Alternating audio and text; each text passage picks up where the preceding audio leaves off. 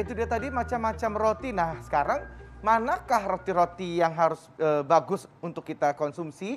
Apa katanya sih ada roti sourdough nih, Dok. Yang ini ada roti gandum. Ini gandum utuh ya. Ini roti gandum ala-ala. Ini roti tawar. Ada croissant. Yang ini croissant.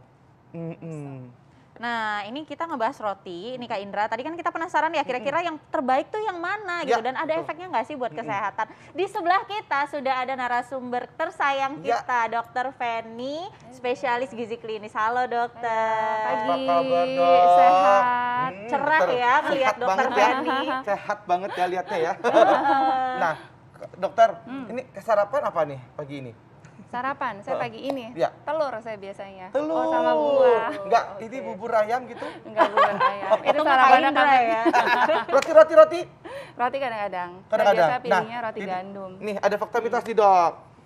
Mengkonsumsi terlalu banyak roti itu dapat menyebabkan berat badan naik. Fakta atau mitos tuh, Dok? Ini fakta. Oh, fakta.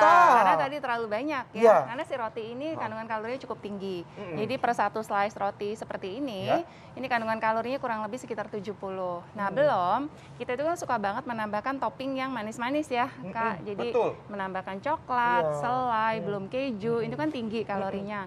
Nah, kalau kombinasi ini kita konsumsi yang berlebihan, keduanya udah pasti menaikkan berat deh tuh, badan. berat badan. Jadi gemuk. Nah, jangan sampai lagi. Udah usaha susah-susah. Nah dokter, ini katanya kandungan roti tidak memiliki serat sehingga sangat susah dicerna. Tapi tunggu dok, jangan dijawab dulu. Sesaat lagi tetap di Hidup Sehat. Ya pemirsa Hidup Sehat, masih dalam acara kesayangan kita Hidup Sehat. Masih bersama Dokter Feni membahas mengenai roti. Nah tadi ada pertanyaan yang belum dijawab nih dok. Mungkin masyarakat perlu tahu nih, katanya kandungan roti tidak mengandung serat sehingga sulit untuk dicerna. Ini fakta atau mitos? Nah, ini mitos, Dok. Oh. Jadi si roti ini kan berasal dari tepung terigu gandum ya. Sudah pasti di dalamnya ada seratnya. Nah, tapi jumlah serat yang ada di dalam roti itu tergantung roti apa yang kita konsumsi. Kalau misalnya rotinya roti putih nih seperti ini, sudah pasti kandungan seratnya sangat sedikit. Dia per satu slice itu kurang dari 1 gram, dikit banget. Oh, dikit banget. Tapi kalau roti gandum yang whole wheat, yang benar whole wheat ya, jadi roti gandum utuh. Kayak gini? Ya, itu biasanya kandungan seratnya lebih tinggi. Jadi di per satu slice roti yang agak besar seperti ini, dia kandungan seratnya kurang lebih 2 gram. Gimana juga kalau di antara ini dan ini dok? Yang ini, ini kan lebih mudah didapatkan kan? Kandungan seratnya gimana dok? Mungkin kalau seperti ini lebih rendah ya, yang lebih tinggi seperti ini. Nah lebih tinggi lagi yang whole grain, ya. Jadi whole wheat, whole grain yang ada biji-bijian, karena dikombinasi dengan biji-bijian, dia kandungan seratnya pasti jauh lebih tinggi. Dan juga roti yang seperti ini kandungan zat gizinya pasti lebih baik. Jadi ada kandungan vitamin B-nya, lalu zat besi, zinc, magnesium, itu lebih baik. Untuk kalorinya sendiri? Untuk kalorinya sendiri kurang lebih hampir sama. Jadi mau roti putih, roti yang whole wheat, whole grain, kurang lebih mirip-mirip, hampir sama. Tapi memang si roti putih ini memang lebih tinggi untuk kandungan si gula dan karbohidratnya, sama seratnya lebih rendah gitu. Oh gitu, jadi lebih baik untuk yang diet mungkin? Yang diet tentu saja harus memilih yang whole wheat atau whole grain. Kenapa? Karena serat yang lebih tinggi akan memperlambat pengosongan lambung. Sehingga akan membuat kita kenyang lebih lama gitu. Baik dok, nah ini dok, terkait dengan diabetes dok. Ini banyak nih orang yang menderita diabetes tapi masih suka makan roti. Nah, ini fakta mitosnya, roti dengan dasar tepung itu dapat menimbulkan kenaikan gula darah sehingga malah menyebabkan diabetes. Itu fakta atau mitos, dok? Ini fakta, Kak. Fakta ya? Iya. Oke. Fakta. Kenapa? Terutama konsumsi roti putih tadi ya, Kak. Jadi si roti putih ini kan dari tepung terigu tadi. Kandungan karbohidratnya cukup tinggi. Jadi dia per satu slice roti seperti ini kandungan karbonya kurang lebih sekitar 13 gram. Dan juga karbo yang ada pada roti putih itu karbo sederhana yang lebih mudah untuk dicerna dan mengandung indeks glikemik yang tinggi, Kak. Dia indeks glikemiknya 70 sampai 80. Sehingga ketika kita sudah mengkonsumsi roti putih, karena indeks glikemiknya tinggi, dia lebih cepat diproses oleh tubuh kita. Sehingga setelahnya kadar gula darahnya cepat sekali naik. Makanya lebih disarankan kalau pada diabetes memilih rotinya yang whole wheat atau whole grain, itu lebih aman gitu. Whole grain, whole wheat ya, itu lebih baik ya pemirsa ya. untuk Anda yang saat ini sedang diabetes Iya. gitu. Nah, dokter, ini ada lagi fakta mitos yang beredar di masyarakat. Kalau sering makan roti dapat menyebabkan sembelit. Ini fakta atau mitos? Nah, ini fakta. Oh Nah, iya. fakta, tapi Fakta. pada yang mengalami intoleransi gluten Oh, gitu. gitu. Jadi nggak semua orang juga seperti itu. Nasi gluten ini adalah protein yang terdapat pada tepung terigu. Salah satunya adalah si roti. Dan juga angka kejadian penduduk Indonesia yang mengalami intoleransi gluten itu cukup tinggi. Gitu. Jadi sebanyak 37% penduduk Indonesia ini mengalami resiko menengah untuk mengalami intoleransi gluten. Dan sebanyak 8% ternyata resikonya tinggi. Gitu. Jadi ketika mengkonsumsi roti yang mengandung si gluten tersebut, biasanya setelahnya ada masalah pencernaan tuh, yang mengalami intoleransi. Biasanya ada diare atau kebalikannya bisa sembelit, ada nyeri perut gitu. Ya, jadi memang individu seperti itu harus mengkonsumsinya rotinya yang bebas gluten atau gluten free. Atau bisa memilih sumber karbo lain selain roti. Jadi ada nasi, ada ubi, ada kentang, itu lebih aman gitu. Baik. Kalau yang rotinya whole wheat gitu? Nah, kalau yang whole wheat tetap harus memilihnya yang gluten free. Jadi harus gitu. ada labelnya bebas gluten, Oh, Kak. baik. Gitu. Oke, Dok. Ini terakhir nih, Dok. Ini dampak buruk dari mengkonsumsi roti bagi kesehatan itu bisa dirasakan secara langsung. Itu terasa perutnya jadi kembung gitu. Itu fakta atau mitos tuh, Dok? Nah, ini fakta Oh, iya. juga, terutama bagi yang intoleransi gluten, Kak, Oke. tadi. Jadi keluhannya itu selain tadi kan ada diare, sembelit, nyeri perut, salah satunya adalah perutnya kembung. Nah, biasanya si intoleransi gluten bisa terjadi pada yang sensitif terhadap gluten atau pada yang mengalami penyakit autoimun yang kita kenal dengan celiac disease atau penyakit celiac. Ini harus hati-hati. Jadi memang memilihnya benar-benar harus makanannya yang bebas gluten. Ya. Dan mungkin kalau di sini agak susah ya, Kak. Iya. Kadang jarang ada label Ada yang tulisan bebas. label free gluten, Iya, free jadi gluten memang gitu harus ya? hati-hati, harus menghindari.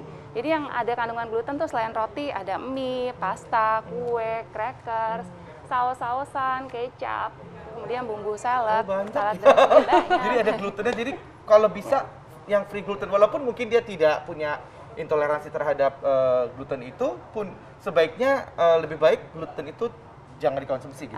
Enggak sih, Kak. Enggak Jadi juga? kalau misalnya nggak intoleransi, sebenarnya aman-aman aja untuk Oh, mengkonsumsi gitu. gluten gitu. Jadi untuk tahu mungkin bisa berkonsultasi dengan dokter ketika mengkonsumsi roti ternyata ada masalah pencernaan, mungkin bisa diperiksakan. Oh, baik. Gitu. Nah, sebenarnya gluten itu apa sih, Dok? Ini masyarakat perlu tahu nih, Dok. Jadi gluten itu Pasti juga adalah perlu tahu. protein yang ada di dalam si roti, yang ada di dalam si tepung terigu. Terbuat gitu dari apa sih tepatnya. protein itu, Dok? Sini? Jadi memang si biji-bijian gandum yang pembuat roti, si tepung terigu gandum itu memang mengandung si protein yang membuat si roti ini ketika dibuat jadi kenyal gitu loh, Kak. Oh, Gitu. itulah dia si glutennya ya. Iya, membuat jadi kenyal. Jadi harus si glutennya itu diambil supaya beberapa individu yang intoleransi Oh, itu oke. aman. Oh, gitu. Makanya kenapa gluten kan kayak glue gitu ya?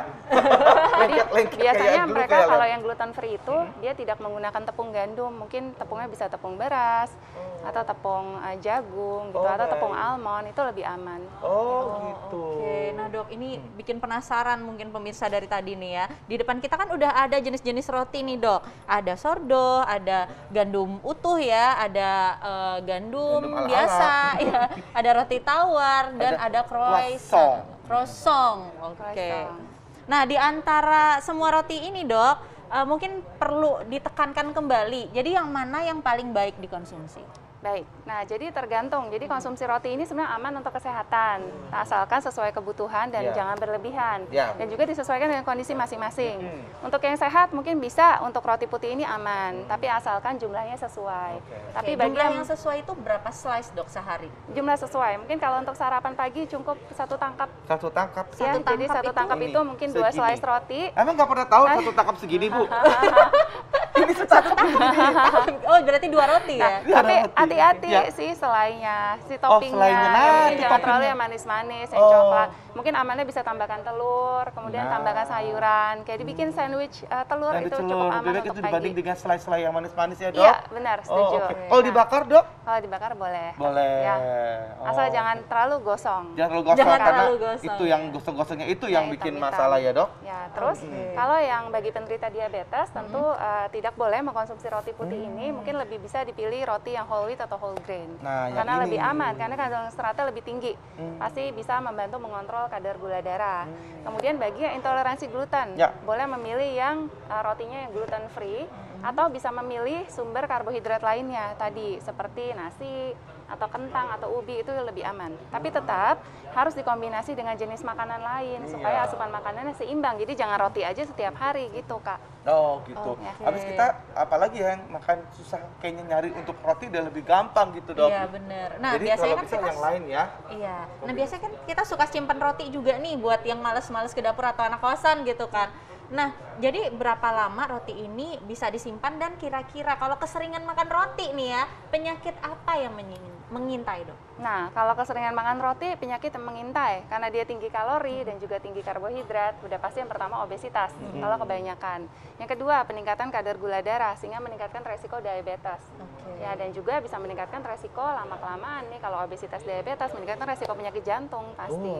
Gitu. Jadi harus hati-hati dan berapa lama tergantung dari si rotinya ya. Biasanya kalau kita beli roti kan suka ada tuh tertera expired date-nya sampai tanggal berapa, itu bisa dilihat di masing-masing kemasan, tapi biasanya ini mungkin bisa tahan sekitar 2 sampai 3 hari ya. Baik dok. Baik dok, terima kasih banyak dok atas Terima kasih. informasinya. Artinya kita jangan terlalu sering makan roti juga, harus dikontrol juga dan juga kombinasikan dengan makan makanan yang lain juga ya. Pagi-pagi misalnya nasi gorengnya tapi dengan apa namanya? Kenapa sih dok? Kok ketawa sih dok?